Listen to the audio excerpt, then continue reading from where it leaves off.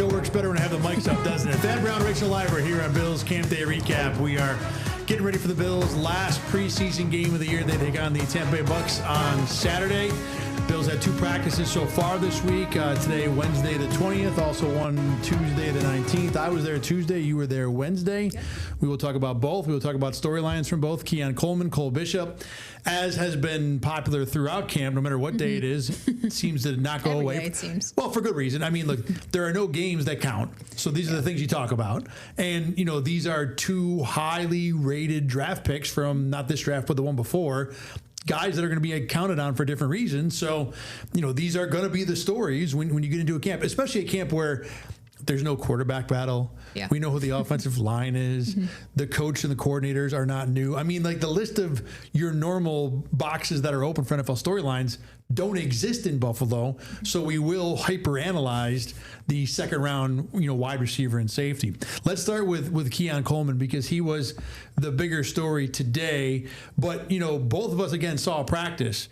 And between yesterday and today, Keon Coleman has strung a couple good days together, and this is after having a pretty good practice up in the joint session in Chicago on Friday. Give me your take on Keon today. You saw him here on Wednesday. Yeah, this might be the first time we're saying he has consecutive good days, which is a good sign from him. I mean, today he didn't do anything too crazy, too eye-catching. There were no deep touchdowns or anything like that, but just consistently doing what he needs to be doing. I mean, he's making the plays or the catches that seem like the more difficult catches to be made. Maybe the ones that are a little bit easier we kind of talked about earlier. Those are the ones that maybe he needs to work on a little bit more as far as those routine routes and those routine balls that are coming at him. But regardless, I mean, today he looked good. He kind of, out of the receivers today, he, I think, stuck out to me as maybe having the most consistent day, which is obviously good things to see from a guy that we said hasn't been consistent this preseason. Yeah, we talked before the show started about how the Bills will post the big catches from Keon Coleman because they are the cool highlights. They are the fun. Look, Josh Palmer, I've liked what he's done. When you're catching 15-yard digs and 10 yards out,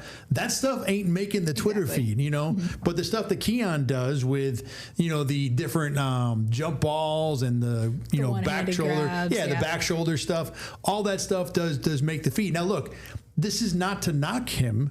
That's what he's supposed to do. Yeah, exactly. His game in college, and we've talked about this a number of times on this show, was being open when you're not open. And that means you're not going to be the guy who's going to do the 2-wiggle, get open on the 10-yard slant. That's not his game. His game is the back shoulder stuff. And the practice I saw on Tuesday was largely Keon getting stuffed into a box by whatever defensive back was on him, mostly the guy number 47, Christian Benford, who does it to a lot of people. But then at the end, when the Bills had to move the ball period, he went down the sideline, and Trey White, who's had a good camp but not a good last week and a half or so, had good coverage and then seemed to just go outside his brain for a second, and Keon ran past him to get open, which is what a professional receiver should do. And then 2 plays later, he catches a back shoulder where Trey has good coverage.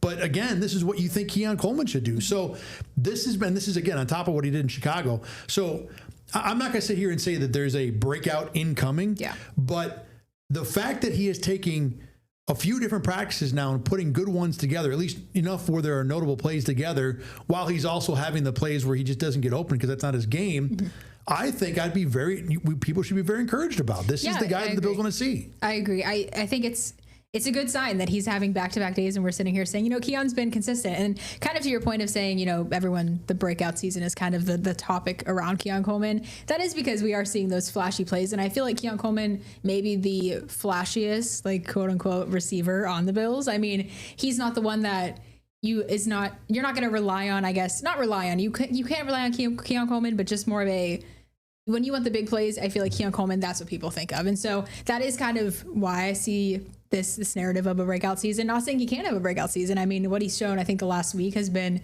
indicative of the fact that, he's capable of that. But I just, it's kind of just, I think consistency is the main thing for Keon Coleman to focus on right now. And I think he's been doing that the last few days.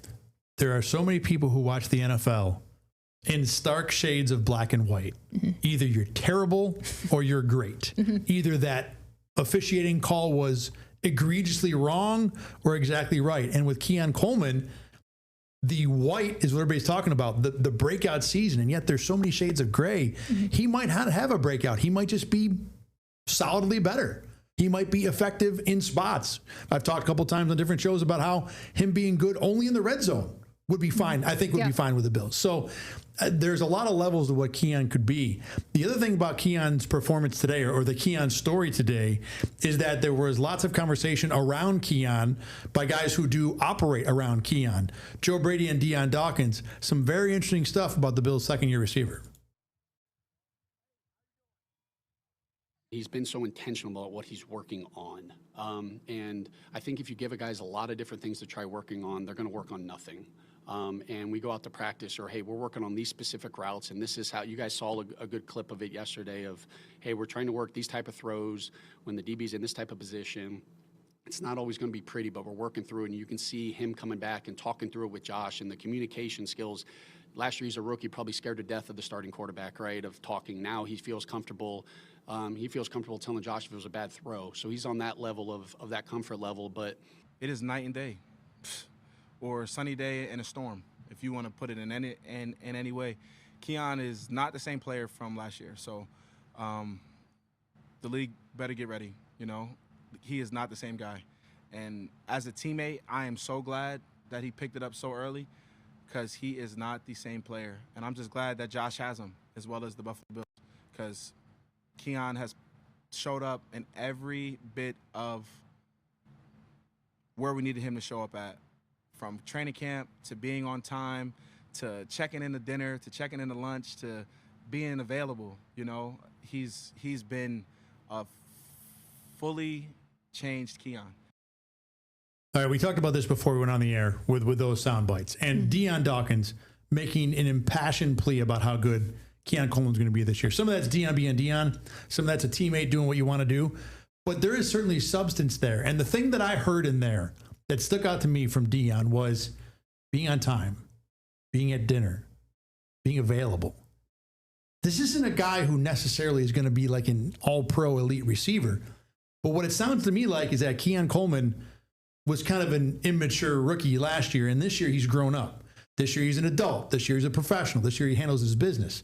Again, it doesn't mean he's going to be a great player. There are other parts that go into that. But being an adult is maybe step one, if not step two, of getting to that. And if he has done that to the point where Deion is blown away by it, where he says it's night and day, that is a pretty encouraging piece of improvement and development by Keon Coleman. Yeah, I mean, last year you have to think Keon was obviously a rookie, and you have to think of the pressure that was put on him coming into this new system. And now I think it is very telling that Deion Dawkins is saying he's on time to things. It makes you think, okay, was he not doing these things last year? He probably wasn't. That's why Deion's saying that. Yeah, right. So, I mean, it's obviously a good sign coming from Deion, and it just, and I hope that translates onto the field. I mean, I don't know if we've seen the translation of how much he's grown year to year as far as player wise, but I think we can obviously see that this season. Maybe not so much in training camp yet or in preseason, but I mean, yeah, that's a good thing that seems to be growing up and kind of he's not a rookie anymore, and it's kind of a good sign for just the offense as a whole for him as a player. That's the thing. We've been to most of us have been to every single camp practice there's been, and at this point in the year, we're still watching the entirety of what the Bills are doing on the field. Keon on the field has not been night and day. Better, moderately better, noticeably better, not great, but not night and day. It's the off the field stuff where it sounds like the night and day thing is happening, which is still, that counts, that matters. Joe Brady talked about the fact that Keon's not afraid to tell Josh Allen if there's a bad pass. Now, Keon later said to other media, he's like, look, Josh's passes are like 9 out of 10 good. But the point that he can be a grown-up enough to tell truth to power, with Josh Allen more or less, is certainly a step that I think makes a lot of sense for these guys to take note of.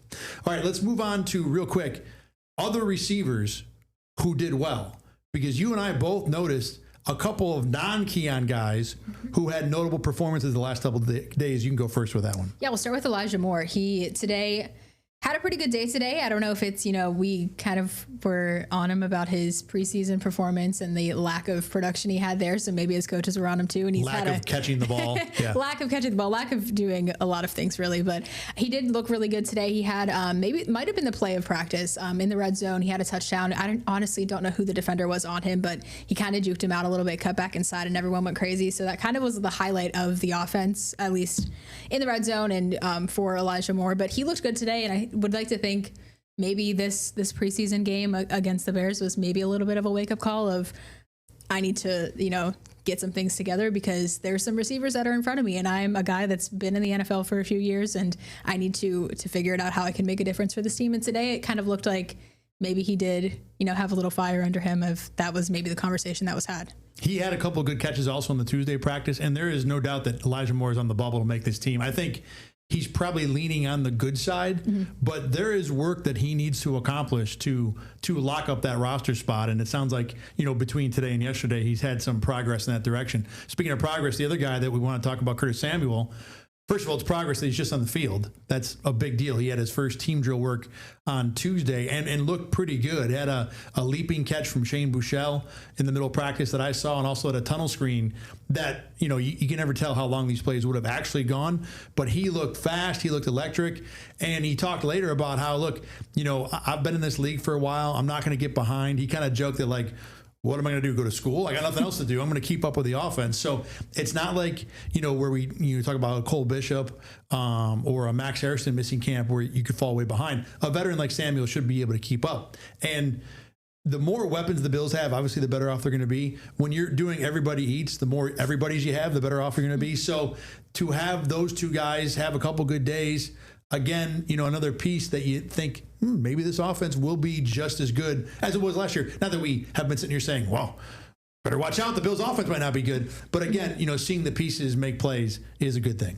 Yeah, that was something I think actually Joe Brady, I believe this morning, said that just because they had a good offense last year doesn't mean they'll have or maybe, I don't know. Hard Knocks. Maybe is what it's that was Hard Knocks. from. Yeah, you're right. Okay, I'm misquoting it. Yeah. Just because they have a good offense doesn't mean they will this year. But the receivers, Curtis Samuel did contribute a little bit last year, I think more in the postseason maybe than he was regular season when he was healthy. But he did maybe a quieter day today compared to what you saw versus what I saw today. But still, it's always good to have, when you have that everybody eats mentality, like you just said, it's always good to have as many people out there in the mix as possible, especially when we're still with this receiver room that hasn't been completely healthy through training camp, through preseason. Khalil Shakir's still not back. So it's kind of like who are going to be those pieces that could fill in. And it's good to see Samuel and Elijah Moore both kind of have good days today and yesterday. Even though they're receivers, they're not all necessarily competing against each other, because some guys are better outside receivers, some guys are better slot receivers. And Samuel and Moore might be competing for the same roster spot, because Khalil Shakir is the number one slot. Everybody knows that.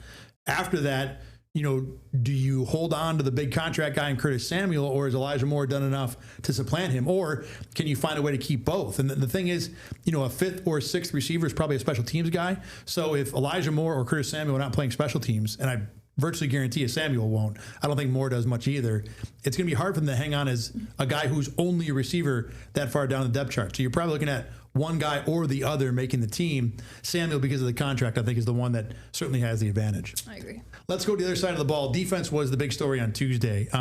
Cole Bishop has been a guy that got a lot of the angst from Bills fans following the debacle in Chicago, that ugly 38-0 loss. It's only preseason, but it still was ugly. Preseason's ugly no matter what, but particularly ugly for the Bills. Cole Bishop was a guy that got beat early in games, and Sean McDermott on Tuesday had some interesting thoughts that are right there on your screen right now, that the Bills are still very much looking for their other starter at safety, that it's Taylor Rapp, and we don't know yet. Now, Bishop he took all the first team reps during training camp at St. John Fisher. During the practice I watched on Tuesday, he was the only guy that was out there with Taylor Rapp. We can't say it was first team or second team, but he played with Taylor Rapp, so draw your own conclusions at home.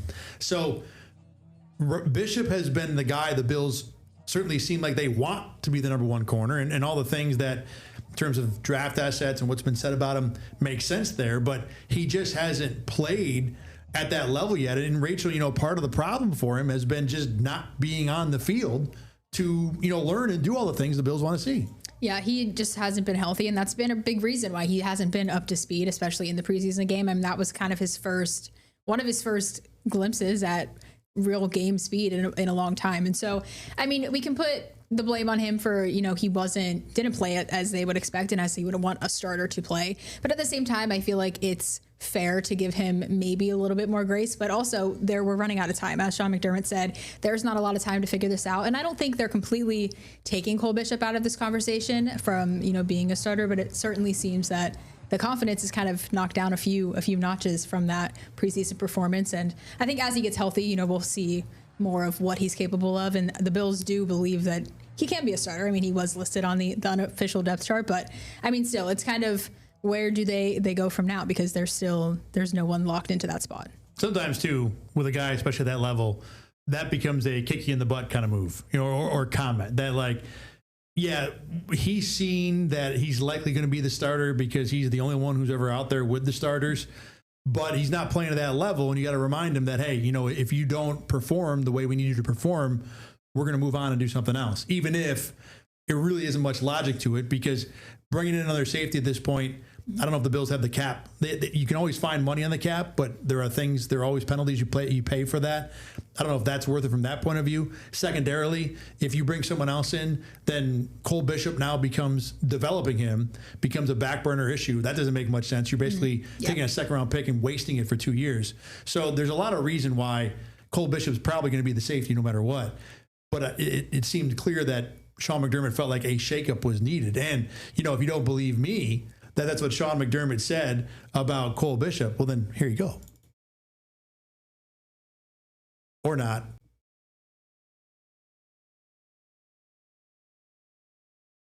All right, let's go back on camera here. Hold on a sec, everybody.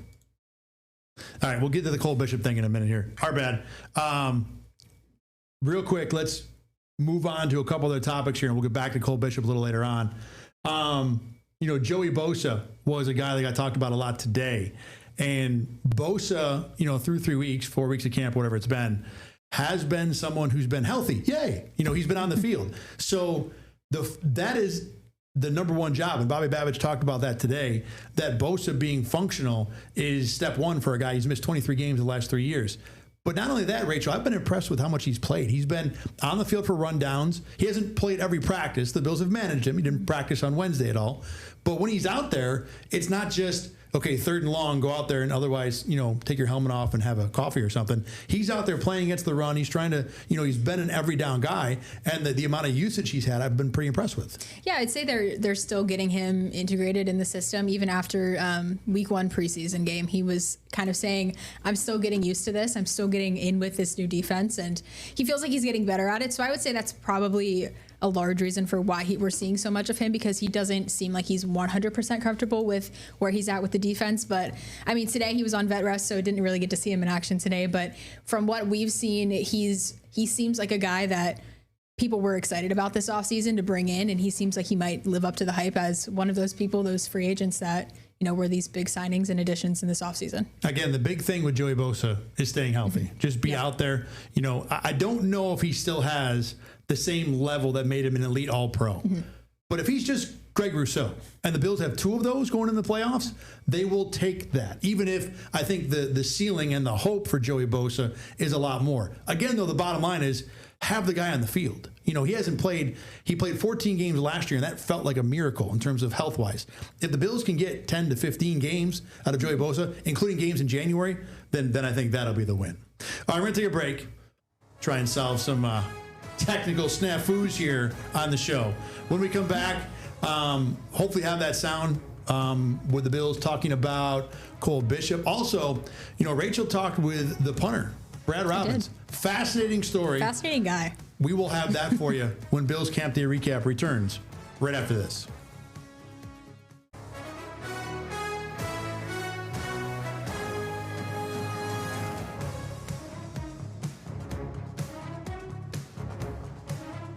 Thad Brown, Rachel Liber back on Bills Campday Recap. We are 3 days away from the Bills' final preseason game. Hallelujah.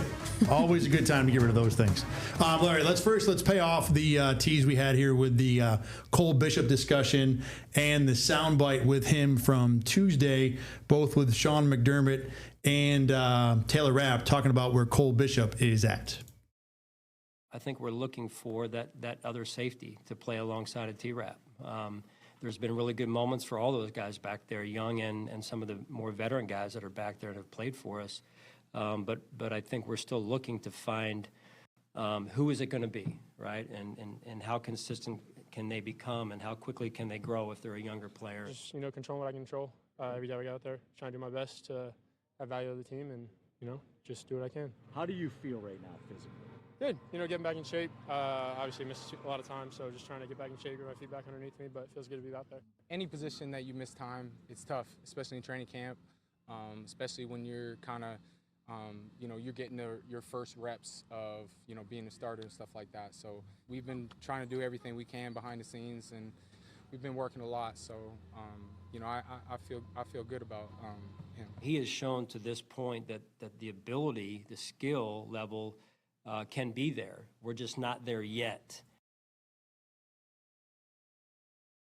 All right, so that was Cole Bishop and the story from Tuesday about whether or not he's ready to be, the number one safety. And I think at the end of the day, he will be the starter. Now, whether he's ready to go, that's a big question. The Bills put a lot of assets this year into the defensive line, draft picks, free agent money. We talked about Joey Bosa on the other side of the break. This was kind of their bet this year that they needed help up front, but the guys in the back end they had would work out. We'll see if they're right. I mean, the coaching staff in general has been pretty good at taking even lower level draft picks, Christian Benford, Taron Johnson, and turning them into high level defensive backs.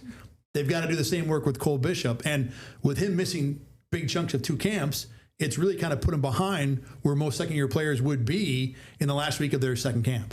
Yeah, I mean, I'm not super concerned with Cole Bishop. I mean, I think his preseason performance was slightly concerning, as the reaction of most people across Twitter. But I mean, at the end of the day, he wouldn't have been in the ones listed as the unofficial starter if the team didn't see him with that capability. And he's been injured, and even last year, he was limited last year, didn't have any breakout sort of season as a rookie. So, I mean, to me, it feels like this just might be a minor setback, but I think when he gets going again and when he gets back into the flow of things of being off of an injury, I think Cole Bishop will be okay. I think everybody, maybe he's not as much of a concern, but I think it'll be okay. The biggest concern might be, we don't know what he is. Yeah, that is true. He has been so injured, we don't know what he really is. Yeah. I've seen him make great plays in camp. I've seen the ability to cover a lot of territory, but by having so little time on the field, the wonder is, well, what the heck is this guy? Is he in? I mean, people are getting mad over one play in a preseason game. Look, Micah Hyde and Jordan Poyer had one bad play here and there. So basing it on that is kind of foolish, but the fact that we don't have other good plays stacked up to feel good about, that to me is the bigger concern. All right, let's go over to the punter, everybody's favorite topic in Buffalo. We're a guy that doesn't get used too often. But you talk with Brad Robbins, a fascinating guy for the way that he approaches his job. Yes, Brad Robbins is the only punter on the Bills roster, so it's kind of been the narrative that he's been competing against himself. He doesn't have a roster spot locked down, but there's no other punter, so he's still out there trying to prove himself. And so I sat down with him, talked to him, and he told me a lot about his mental approach, and it's very interesting. And just, I'm glad to be able to share how he approaches the game and these cool little tips and tricks and mental things that he's got going on. Brad Robbins is confident as he begins his third year in the NFL. But I asked him, has he always been this way? No. Robbins says he used to think too much on the field. So after his rookie year, he decided to hire coaches to help his mental game. The result? I saw a massive jump in performance. And I'm now going into year 3. I just feel so much lighter. Robbins shared several techniques he uses to stay grounded in the big moments. One of those strategies is finding humor in the situation, saying above all else, he's there to have fun. I just find it hilarious. There's 100,000 people or whatever just all staring at you. And I just think about how funny it would be. What's preventing me from just turning around and saying what up. The humor in the situation really alleviates a lot of pressure. Robbins does have some more serious techniques too. I'm a feel guy. A lot of my process right now is okay, breathe, and then it's ground into the energy of my feet and my hands. Because I know when I have I play really well. His own journey through mastering the mental game made Robbins want to help others. Now the punter has a website where athletes can connect and learn how to rewire their mindset. A lot of the world lives in do have be state. So it's if I do these things and then I'll have this stuff, then I'll be this person who I want to be.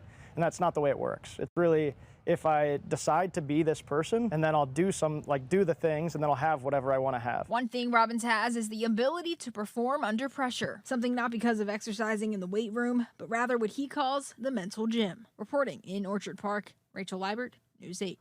All right, Rachel. So don't let the hairline fool anyone out there, okay? This is a guy that's in his third year in the NFL. He's not like 35. I was kind of shocked to know this. Right. Like, I saw him before researching him and doing this story, I did not think he was going to be year 3. Yeah, he's practically a kid, you know. Yeah. And for him to be this mentally mature, or mature mentally, I think both are accurate, I was very impressed by. I'll give you a little story.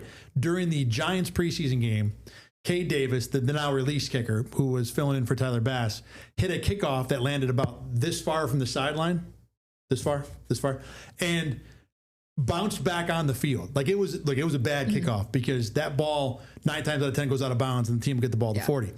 But it bounces back in the field of play, and the Giants had to pick it up and run it out, and the Bills ended up like pinning them at the 20.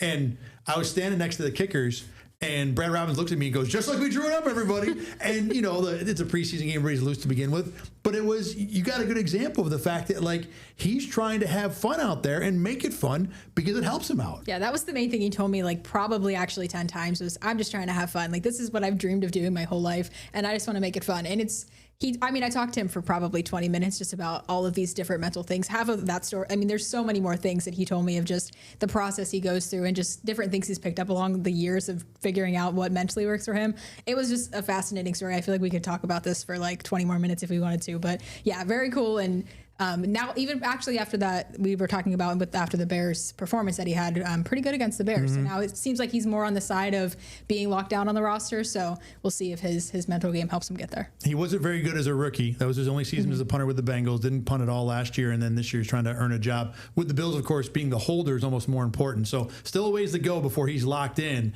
but an easy guy to root for sure. Yep. All right. We talked a whole lot last week on Campday Recap about the James Cook contract. And you liked his practice today and had a thought that you wanted to bring up here before we get out of town. Yeah, watching James Cook, I feel, especially today, I mean, I don't know, you said maybe you had a quieter day yesterday, but just, you can tell, I feel that the offense feeds off of James Cook being out there, at least from my perspective today. In the run game, we've said this, I mean, he is their go-to running back, but it's just, they're moving the ball down the field. They weren't really moving the ball down the field in practice, I feel, when James Cook wasn't out there. But my take I wanted to run by you was, I mean, it's James Cook related, but we come back to this everybody eats mentality. And my take on this is that I don't think the everybody eats mentality works unless you have a good running back. And that is my kind of thought process, because just comparing James Cook out there now to James when he was holding in, I feel like is a completely different like the flow of the offense, the way the pace of the game, at least just in practice. I mean, it's obviously not a game situation, but it feels like you can't have James Cook is the one moving the ball down the field the majority of the time. I feel as though last year, yes, there were several receivers that, I mean, everybody eats. Khalil Shakir led the receiving room, but I feel like James Cook, if you don't have a good receiver, the everybody eats mentality doesn't work, because you need someone on the offense. And you could say that might be Josh Allen. And I think that's also a fair argument that would be the person on the Bills offense that is the person that they need rather than James Cook. But I think if you don't have a good running back, everybody eats isn't going to be effective. I feel like you need a staple to push the ball down the field, or someone that you can count on as a one person. When you look at other NFL teams, I know Joe Brady's talked about this too, of we don't have like a wide receiver one and we don't have this, but NFL teams do. Like that is do, yeah. I mean, that is just a fact. Like the most teams have their go-to guy. So let's talk about what everybody eats really is. Yes. It's a nice name for saying, like you said, the Bills don't have a number one receiver. Yeah, exactly. So when you don't have that, you've got to make it up in other places, whether that be other receivers in the core, which the Bills are deep. They're not ridiculously deep, but they have a better fifth receiver than most teams.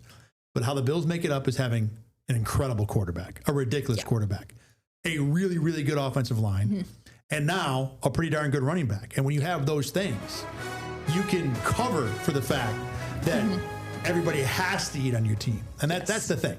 And I think you're right. It's not necessarily James Cook by himself, but it's the whole group of the Bills together who make everybody eat. But I do feel James Cook is a very crucial part of this everybody eats happening this year. And that's my final thought. You are right. We're done on Bills Campday Recap. We'll see you again next week. For Rachel Liebert, I'm Thad Brown. Catch you later.